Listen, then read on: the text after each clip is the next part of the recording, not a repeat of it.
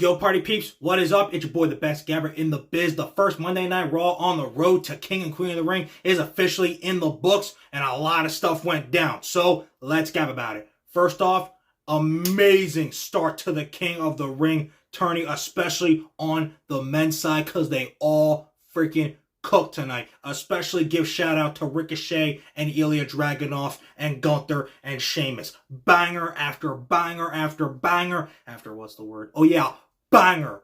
I don't even want to rank one above the other because both were super dope. And technically, if you've been watching Gunther and Ilya long enough to understand this, Gunther and Ilya are literally the same wrestler. They're just polar opposites as night and day in terms of giving respect and not having any respect before and after the matchup, regardless of win or lose. But they both want to prove that they're better than you, and they'll kick your ass in order to do it. However, I said it when this stacked card was revealed back at Backlash for this King of the Ring tourney on the men's side.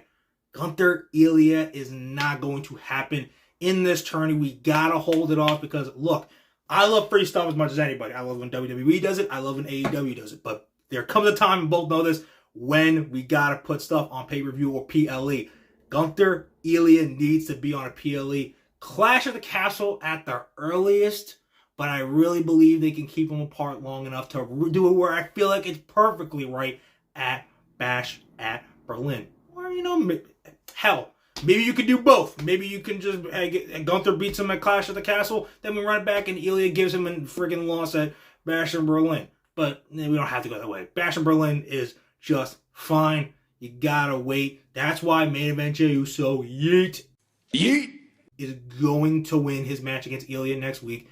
So most likely we'll probably end up getting Jey versus Gunther in the semis, and Gunther obviously is going to go on to the finals, win this whole thing, restore prestige to this crown of King of the Ring for the first time really since King Booker. And that's all I really got to say about that. But give it up for Sheamus, give it up for Ilya, give it up for everybody on Raw tonight, men and women, especially the dudes, because God, they all killed it and competed in this King of the Ring tourney. Bravo, bravo, sirs. Bravo, sirs.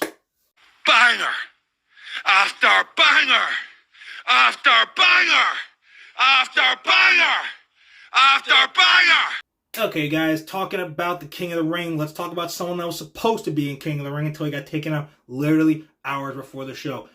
Drew McIntyre. That hyperextended elbow he suffered from falling on his ass at WrestleMania right before, getting cashed in on, losing his world title in 5 minutes, 46 seconds. Oh, God, he probably just twitched with me saying that, probably his super hearing. And it ended up not being able to compete tonight, and, well, that benefited one person, CM Punk, because he was laughing his ass off.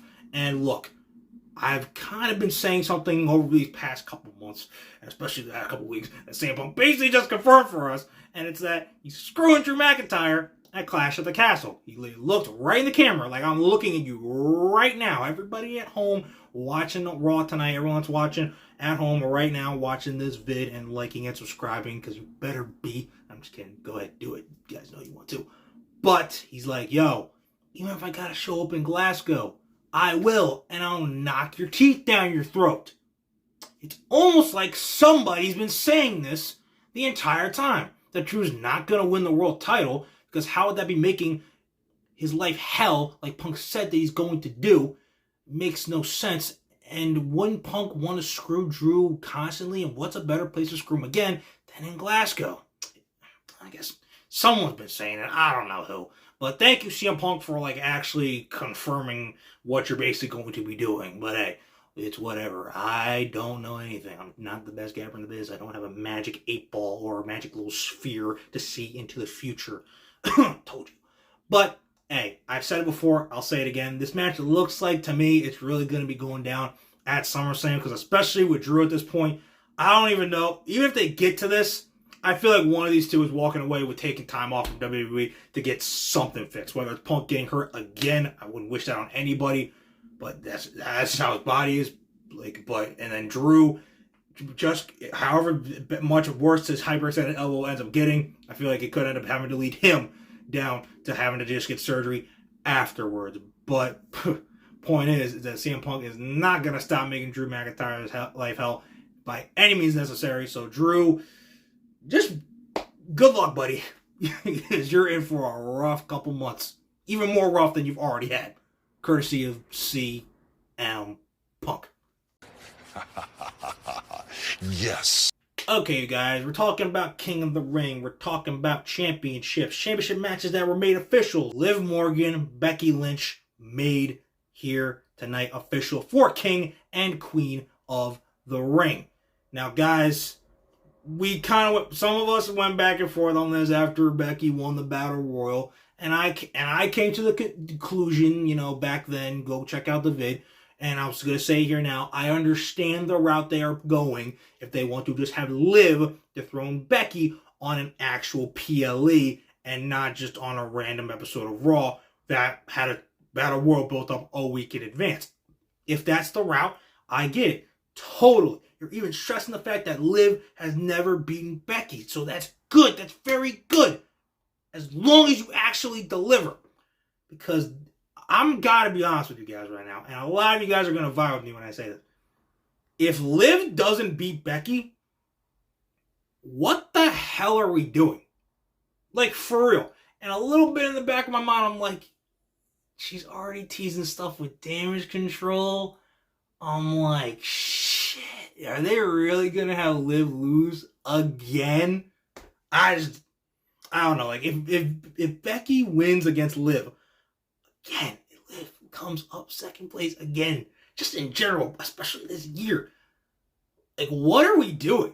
I'm legit gonna be just so lost. I know the Rhea Ripley feud is happening, but that should have the title, and I'm just gonna be so freaking lost in terms of what the heck we're actually doing with Liv. If we actually give a shit about this revenge tour, or if it's just a dweeb tour that, is, or a movie that's trying to get itself rated R when it's actually rated G for gone, because that's how her championship moments keep going away. They're just gone, especially if she loses again to Becky. So I'm thinking Liv's gonna win.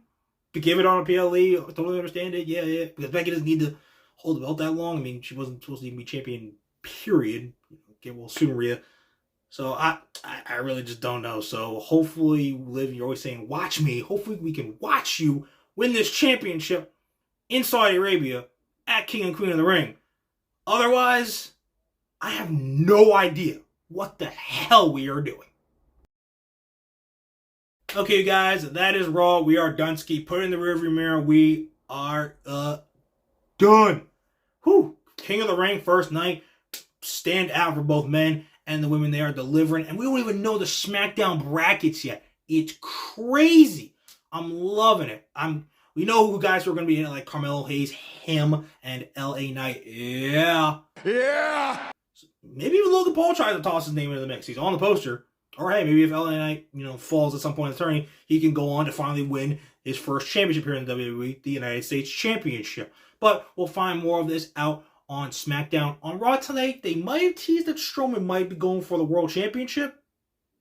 So maybe, hopefully, we'll find out who Cody defends against at King and Queen of the Ring. Could be AJ Styles. I would love to see him run it back, though the vibe won't be half as fun as the Lyon France crowd. A lot of questions will be answered on SmackDown. We still got a lot of stuff that we got to look forward to, like Dynamite this Wednesday, Copeland, Brody King, TNT Championship, Swerve, and the greatest TNT champion of all time, our father, Christian Cage, come face to face. And how is the Elite going to cause some awesome trouble with our favorite little shit, Jack Perry and the Rainmaker, Kazuchika Okada, and our favorite EVP, Young Bucks. What are you guys going to do this week? I can't wait to find out, because Double or Nothing and King and Queen of the Ring, that awesome weekend over Memorial Day weekend, is approaching, just less than 3 weeks away. You're not going to want to miss any of the shows leading up to it. You're definitely not going to want to miss what your boy, the best gabber in the biz, has to say afterwards. So keep on liking and definitely keep on subscribing, because you know you want to. And keep on remembering